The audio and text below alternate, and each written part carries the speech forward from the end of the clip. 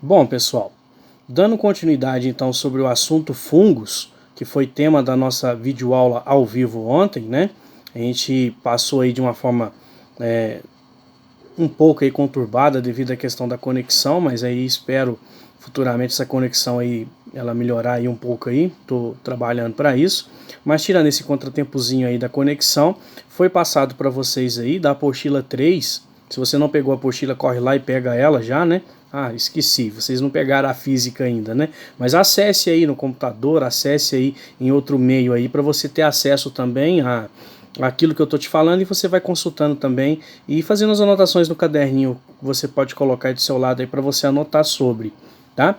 Então, pegando essa parte que está lá na página 587 da apostila 3, 587, 588, nós falávamos aí então das características principais dos fungos, né? Dando exemplos de fungos, que você tem bastante fungo, você tem vários fungos que são conhecidos nossos aí do dia a dia, né, fungos que têm a sua importância. Foi outro aspecto que a gente comentou com vocês aí ontem também sobre essa importância dos fungos, tá? Dentre essa importância estaria a importância alimentar dos fungos, né, onde você tem fungos aí que são utilizados na culinária humana, né, você tem a trufa, você tem o Basidium miceto, que seria o cogumelo, que são fungos utilizados aí na alimentação do ser humano. Ok? Outras importâncias que a gente pode falar são as interações ecológicas que podem ser feitas entre fungos e alguns outros organismos. Tá? Um exemplo aí que a gente tratou quando a gente falou de mutualismo, tá? Seria uma associação entre raízes de plantas e fungos, que formam uma estrutura chamada de micorriza. Tá? Essa micorriza, que são expansões que o fungo promove na raiz da planta, permite a planta absorver mais nutrientes e o fungo com isso recebe alimento. Então ali você tem uma relação ecológica, uma interação ecológica de benefício mútuo entre os dois seres vivos. É uma importância ecológica também. Uma outra importância ecológica seria os fungos decompositores. Aí você vai lembrar como exemplos aí o bolor, o mofo, tá? Que são fungos que promovem a decomposição da matéria orgânica, assim como você tem bactérias, né? É uma outra importância, nesse caso a importância ecológica. Uma outra importância no sentido para ser humano seria a questão das doenças que podem ser provocadas por fungos. Aí nós citamos duas para vocês, né? Que é a micose ou pé de atleta e a candidíase, tá? Que são provocadas por fungos, né? Uma outra importância que a gente tem aí também. Uma outra importância dentro da indústria, que aí eu posso pegar também pela questão da indústria farmacêutica, no caso da produção de antibióticos a partir da análise de um determinado fungo, que é o penicillium, né? O penicillium, que promoveu aí a formação dos primeiros antibióticos, nesse caso aí a penicilina, comentei isso com vocês também, né? E também quando você fala da indústria no sentido de produção de álcool, né? Aí você vai ter a produção do álcool a partir de uma fermentação. Aí destaca-se aí o Saccharomyces cerevisiae, que é um fungo que permite essa formação de álcool, de etanol na realidade, a partir da utilização de glicose. Ele vai quebrar aquela glicose através de um ciclo não, né? Através de um processo denominado fermentação alcoólica. Tá? Aí seria uma outra importância dos fungos. Isso é interessante saber sobre essas importâncias dos fungos aí, tá? Se você não sabe elas ainda, faça um roteirinho, uma anotação aí sobre essa questão da importância. Aí depois a gente vem falando aquelas características normais que todo organismo tem. Se é unicelular, pluricelular, no caso aqui os dois, né? São eucariontes, não realizam fotossíntese, não possuem tecidos verdadeiros, né? A sua digestão é extracorpórea. A digestão é extracorpórea, reserva energética de energia é através do glicogênio, tá? Fungos podem ter na sua constituição celular parede celular, no caso formada por quitina, tá? De característica que a gente citou ontem foi isso, tá? E fiquei de comentar com vocês aí pro finalzinho que eu falei lá, né? A questão da reprodução deles, ok? Para isso, eu estou enviando aí um arquivo em PowerPoint para você fazer essa análise visível, tá? Mas aqui eu vou acompanhar algumas coisas aqui, vou comentando só os detalhes do ciclo geral, tá? tá? A gente vai ter um ciclo geral que eu vou estar comentando sobre ele. E depois a gente vai ter uma sequência de 3 ciclos de fungos com as suas diferenças devido ao fato de cada um estar dentro de um daqueles grupos. Né? Os 3 principais, zigomicetos, ascomicetos e basidiomicetos. No nosso PowerPoint aqui, igual eu comentei ontem também, está zigomicota, ascomicota e basidiomicota. A nomenclatura é nome diferente, mas para significar a mesma coisa, tá? De quebra aqui, o primeiro slide aqui, ele vai para você com um cladograma, tá? Lembrando que cladogramas são representações evolutivas ao longo do tempo, demonstrando que estruturas vão aparecendo e os organismos são formados a partir de ramos, que é o que está aqui, tá? Na hora que você pegar o PowerPoint, você vai ter uma linha principal, que é uma linha evolutiva, né? E dessa linha principal você vai ter ramos. Nesse caso aqui, 3 ramos. E um quarto ramo que eu poderia falar que é a linha principal deles aqui. Aí cada um vai aparecendo com uma determinada estrutura. Aí ele vem colocando aqui pra gente que estruturas estão aparecendo, ok? Bom, falando sobre reprodução, uma coisa que eu comentei com vocês é que os fungos podem se reproduzir de forma assexuada ou podem se reproduzir de forma sexuada. Geralmente é de forma sexuada, correto? Só que em uma fase da vida deles, eles vão reproduzir de forma assexuada. Correto? E geralmente essa fase assexuada ela vai dar para uma produção de estruturas celulares a partir de mitose. Tá? E na fase que é a fase sexuada, eu vou ter a produção dos indivíduos, ou no caso aqui de esporos para reprodução, a partir da meiose. Tá? O que vai ser o interessante do ciclo de vida aqui, que tem até o título assim, ó, ciclo de vida generalizado. Te aconselho já ir lá e baixar esse arquivo para você ir acompanhando comigo aí também. Aqui eu já estou no terceiro slide aqui, que é o que eu vou só comentar aqui.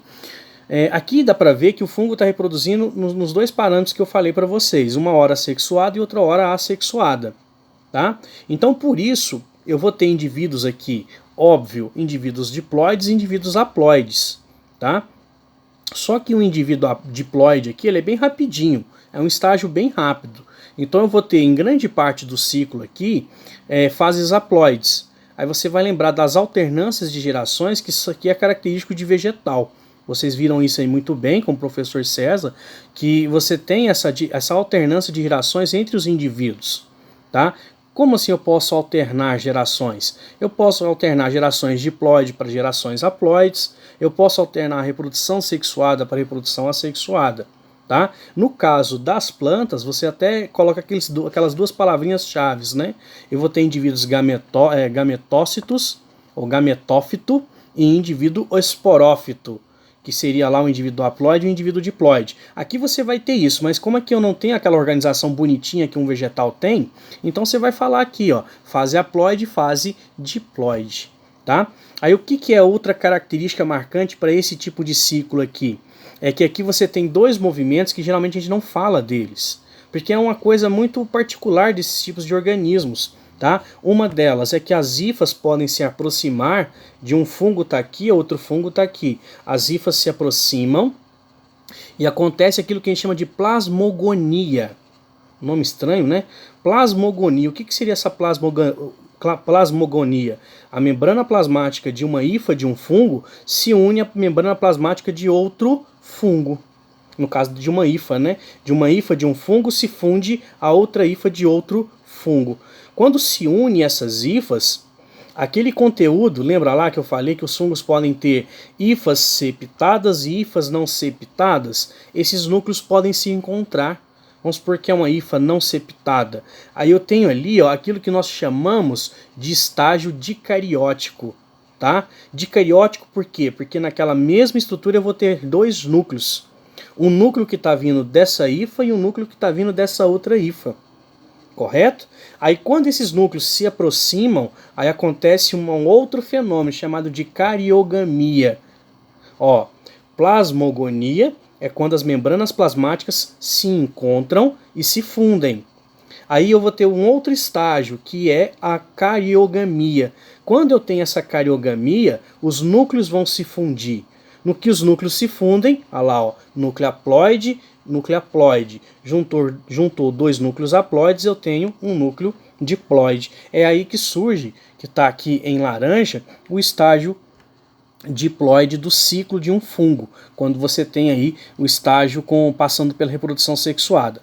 Fica assim? Não. Aí o que vai acontecer? Esse estágio diploide vai continuar suas divisões celulares até em determinado momento acontecer uma divisão que é a meiose. Quando acontece essa meiose, reduz a carga genética, então sai de diploide, passa para haploide, tá? Passando para haploide, qual estrutura vai ser formada? Um esporo. Formando esse esporo cai no ambiente, germina, forma uma nova hifa, obrigatoriamente forma um novo fungo. Beleza? E o que eu posso pensar aqui também? Nesse caso aqui do estágio diploide, geralmente ele vai acontecer em estruturas que eu falei para vocês ontem, que é aquilo que a gente chama de micélio reprodutor, ou corpo de frutificação. Ali eu vou ter umas lamelas, porque é um chapéuzinho, onde você tem embaixo dele parecendo umas membranazinhas que a gente chama de lamela. Ali a gente tem esporângios, locais onde são produzidos esses esporos, que a partir dessa meiose produz esses esporos, eles caem no ambiente, germinam e formam aí, então um novo fungo, correto? Seria mais ou menos desse jeito. Penso eu que na nossa apostila não está te pedindo uma coisa tão detalhada como essa, mas já falei para vocês, o nosso caderno aí, o caderninho de biologia do ângulo, ele é o mais completo do Brasil. Então é interessante você também saber disso daqui. Vai que, né?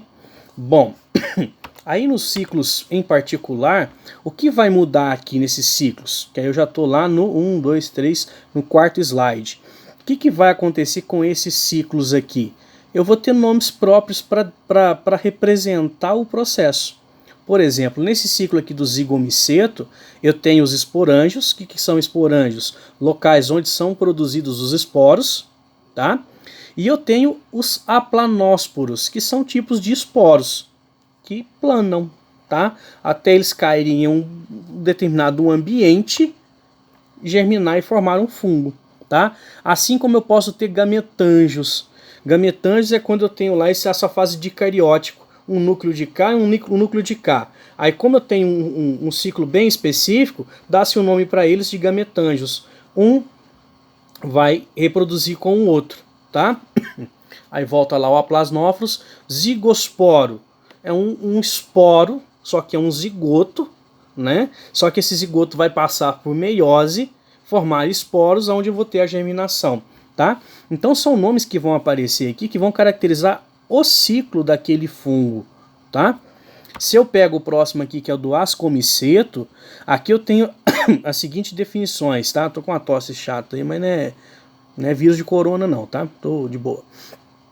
Nesse caso aí, eu tenho aqui o ascocarpo, que é o corpo de frutificação dele, tá? Então eu tenho, um fungo chamado de ascomiceto. Ele vai formar um corpo de frutificação. Esse corpo de frutificação é o que nós chamamos de ascocarpo. Se eu pego o basidiomiceto, que é um outro fungo, o corpo de frutificação dele vai ser chamado de basidiocarpo. Tá vendo? Os dois são corpos de frutificação.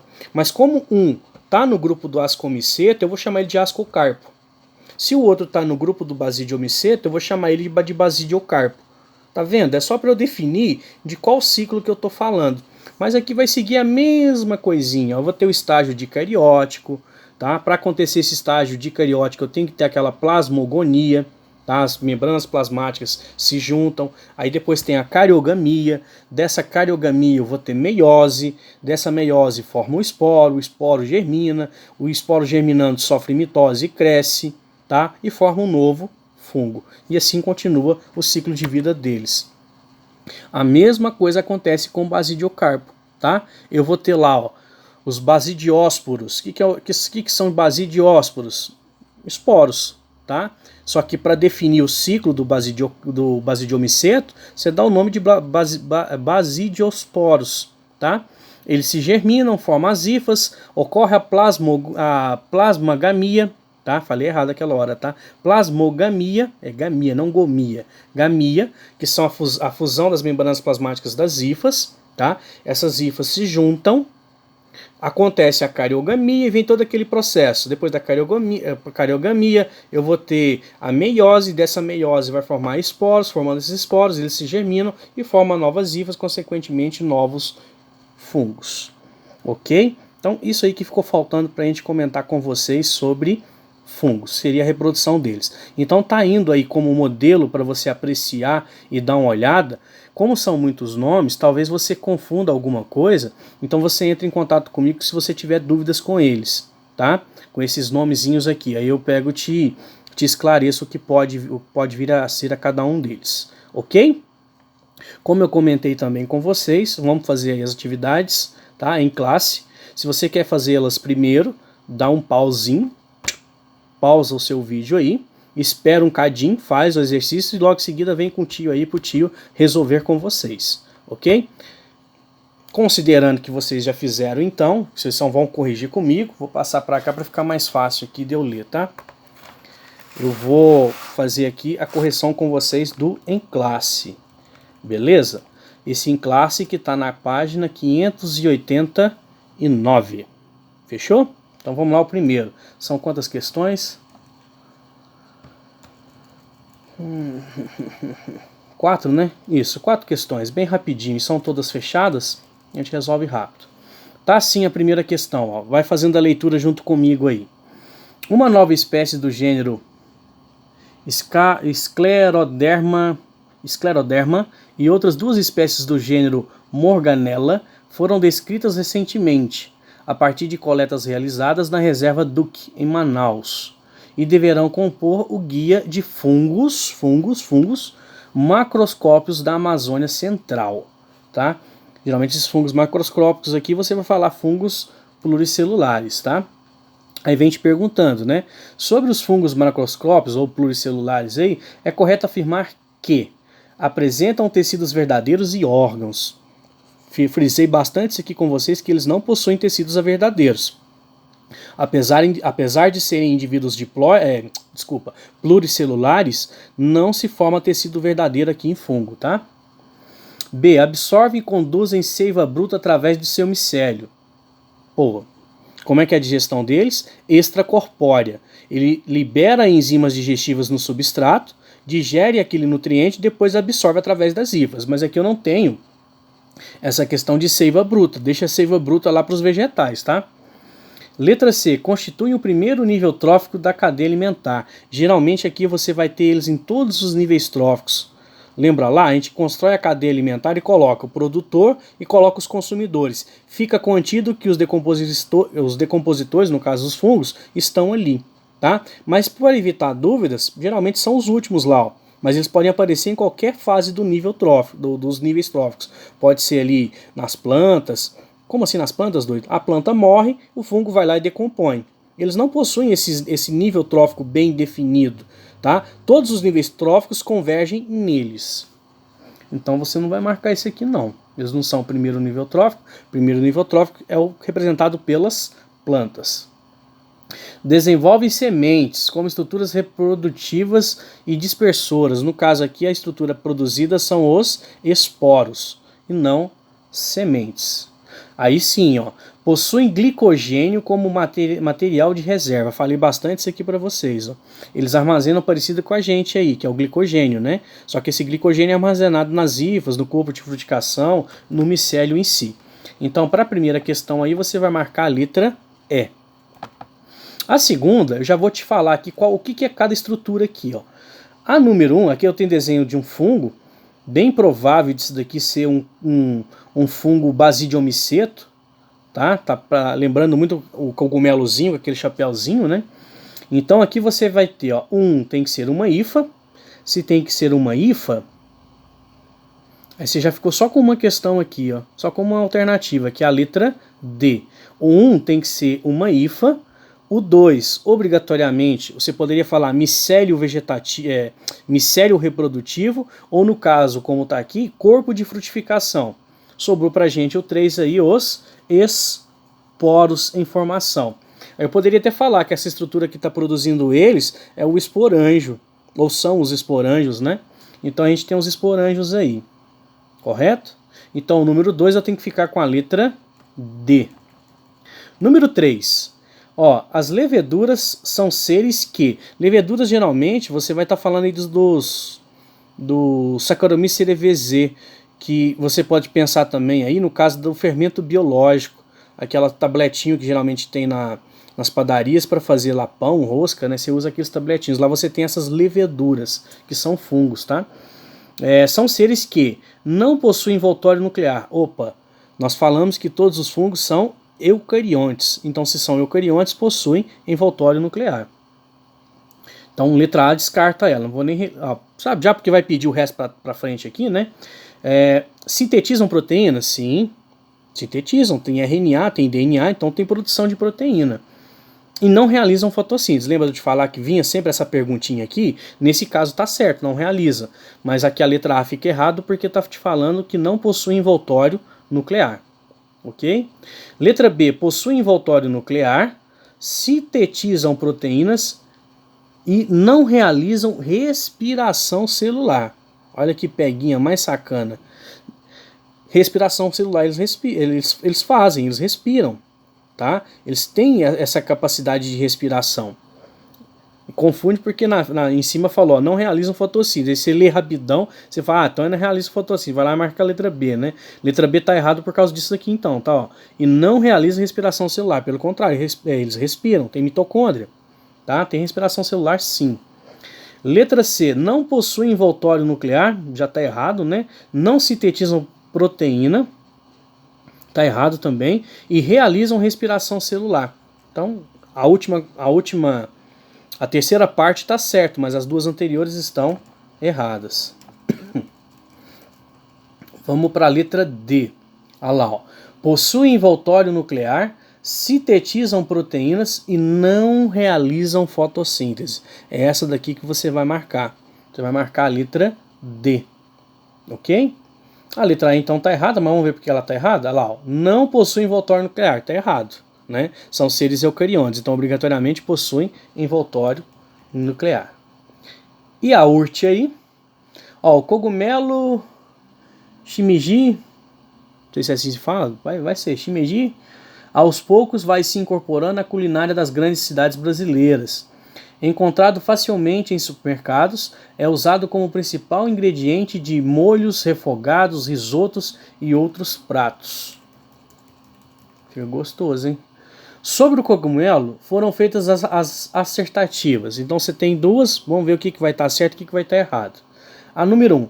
Trata-se de um fungo, um organismo heterótrofo que não faz fotossíntese e não produz seu próprio alimento. Correto. Tá? Lendo ela de novo. Isso. Número 1 está correto. Número 2. Por ser um fungo, não sintetiza proteína e carboidratos. Errado, sintetiza. Tá? Carboidrato até que não, mas a proteína ele sintetiza. Tendo baixo valor nutricional, pelo contrário, tem. Tá? Você tem a reserva nutritiva aí que é o glicogênio, que dá essas calorias quando você assimila aí, quando você come um fungo. Então nesse caso aqui a primeira está certa e a segunda está errada. Então você vai ter que ficar com a letra... A primeira está correta e a segunda está errada, uma vez que, embora não realizem fotossíntese, os fungos sintetizam proteínas e carboidratos, tá? Mas a sintetização desses carboidratos não segue aquela mesma dinâmica que seguiria a fotossíntese, tá? É uma síntese de carboidrato, por exemplo, quando você está falando do glicogênio. Você já tem a glicose, as glicoses se juntam através de uma síntese, uma produção e produz o glicogênio, seria nesse sentido, tá? Não confunda aí com produzir seu próprio alimento, aí já ficaria errado, tá? Então por isso que ele está falando aqui que sintetiza também carboidrato, mas não aquele carboidrato vindo aí, provindo da fotossíntese. Então aqui você vai marcar a letra E. Então ficamos aí na atividade em classe, número 1, letra E, número 2, letra D, número 3, também letra D. E número 4, letra E. Ficou até bonitinho, ó. E, D, D, E. Com isso, então, a gente vence essas duas aulas aí. Então, propostas para as aulas de número... Gente... 13 e 14. Tá demorando a carregar aqui, pera aí, gente. Aguenta a mão aí. Ah, tá, tô entendendo. A bateria tá fraca, você tá morgando comigo aqui? Deixa eu tentar ir mais rápido aqui. Não tá indo. Agora vai. Isso. Ah, só uma. Aula 15, beleza? Gastamos 2 dias aí para fazer essa aula 15, mas eu acho aí que foi bem aproveitado, né, na nossa aula ao vivo e essa aula de complementação hoje aqui sobre os fungos. Então fica aí, fechamos aí essa questão dos fungos, correto? Para essa semana então, fica aí o dever de casa, as tarefas mínimas da aula 15. Eu quero ver se eu faço um trabalhinho avaliativo para vocês. Se eu conseguir fazer esse trabalho, eu envio para vocês amanhã. Mas se eu não conseguir, eu passo para vocês semana que vem, tá? Vou fugir um pouquinho do protocolo aí, porque eu ficou meio apertado aqui hoje para mim fazer tudo, tá? Mas aí se eu conseguir fazer isso, eu envio, coisa bem simples, só para a gente ter alguma coisa avaliativa sobre aquilo que já passamos para vocês aí. Bem simples, tá? Mais pelo você fazer mesmo do que o acerto de cada questão. Correto? Então fica aí vencido a aula 15. Por gentileza, então, faça as tarefas mínimas da aula 15 para a semana que vem. Então estou marcando hoje terça-feira, então até terça-feira que vem façam aí para a gente aí as tarefas mínimas em relação à aula 15. Como eu tinha comentado com vocês, eu vou entrar em contato com o César e perguntar para ele se ele vai querer aí pegar essas aulas aí para frente, depois da aula 15 do setor B, sobre essa questão da botânica. Se ele topar em fazer isso aí eu me espirro lá para o setor A e vou trabalhar com vocês essa parte da citologia. Mas eu vou ver com ele primeiro, né, se ele quer fazer assim, ok? Então aí um resto de semana muito proveitoso, muito bom aí para vocês, que vocês tenham aí essa semana muito abençoada aí na sua casa aí para você e para os seus familiares. Até o nosso próximo encontro, que provavelmente também deve ser aí uma nova aula ao vivo, segunda-feira que vem, ok? Aquele abraço. Até mais.